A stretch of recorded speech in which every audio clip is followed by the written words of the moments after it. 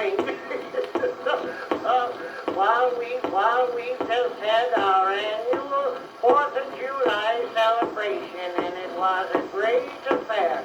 We had the Pumpkin Center Silver Cornet Brass Band, and High Atkins was marshal of the parade, riding on Lige Willett's spotted horse, what he got when the circus busted here. We had all the best-looking gals in Pumpkin Center dressed up to represent the different states and talk about real estate sharks. Right, there was fellers there just wishing for a whole state all to themselves. And we had the Grand Army Post consisting of Jim Lawson, Abe Crosby, and Ezra Hoskins. Jim had a sword, Abe had a musket, and Ezra was carrying the banner. And then come the Pumpkin Center Glee Club, and so we marched down to the Grove. Guys, the parade was fully 20 corn shots long. While we got down to the Grove, and the Grand Army Post stood at parade rest.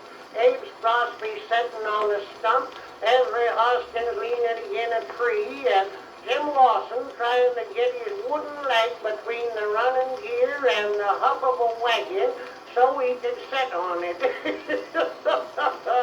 Well, after the Glee Club had sung the old Union wagon, Deacon Witherspoon stood up to read the Declaration of Independence.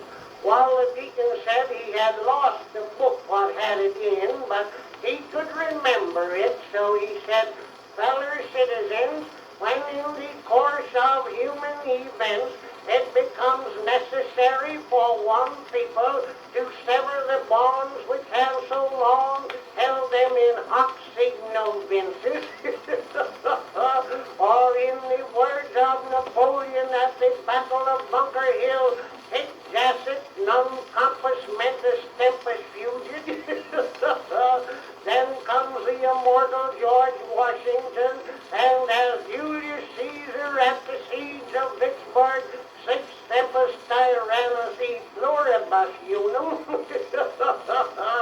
Just then the grandstand fell down, and the states got all mixed up. Jim Lawson said it was plain to be seen that the North and South was united, cause Rhode Island was sitting in the lap of Georgia. Just then everybody seemed to have an uncommon thirst for well water. Some of them had drunk as much as 10 cups full when we found that Jim Lawson had hung a jug of whiskey in the well and it had got busted. Then the greased pig got loose and upset all the tables, and Sam Hoskins fell in a tub of lemonade, and the darn critter kept running till it fell into the well, and Bullseye Pettingill in after it. While we got Cy out, and then Hank Weaver, Abe Crosby, and me went to fire the National Salute. We didn't have any cannon, so we used a couple of anvils. Well, we didn't have any powder, so we got some dynamite what was over in the stone quarry. So we loaded up the anvils and tried to touch them off when Hank remembered that you have to explode dynamite by discussion. So we stood off and throwed stones at it.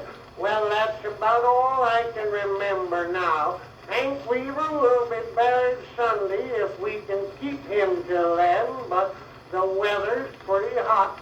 They ain't found the anvils or Abe's Crosby yet.